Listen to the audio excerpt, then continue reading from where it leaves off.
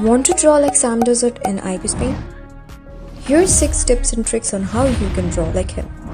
Sam has 6 Procreate brushes that he uses the most, including 2 texture brushes. And here are IBISPAINT brushes that works the same. Now coming to the brush wheel left, this is the dotted brush. You can use this brush from IBISPAINT, but it actually doesn't work the same. But if you still want to use it, you can change its properties to give it a similar touch. Coming to the second point, simple sketches. You just have to create a basic outline of whatever prints you are taking without focusing on adding much details.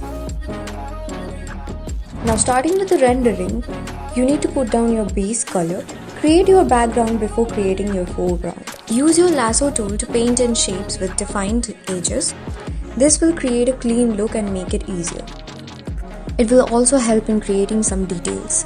As you can see here, I'm using the stylish paintbrush. It does look very hard and complicated, but it's not, as these are just simple strokes that you will find in Sam's work if you observe it. Coming to shadows, do not use black as shadows.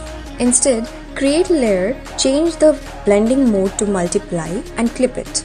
Now take the same color and glide over it. It will create a seamless shadow texture. Though it doesn't work always, sometimes you just need to put 2 shades down. Highlights will add a lot of life to your art. Like here, you have used the airbrush while keeping the blending mode in color dodge, which creates beautiful glowing effects. Sam likes to put down random textures all over his artwork, where he uses the 2 brushes hatched and dotted, and for IBISPAINT we are going to use 5 lines and round dot. If you like this video, give it a thumbs up and subscribe.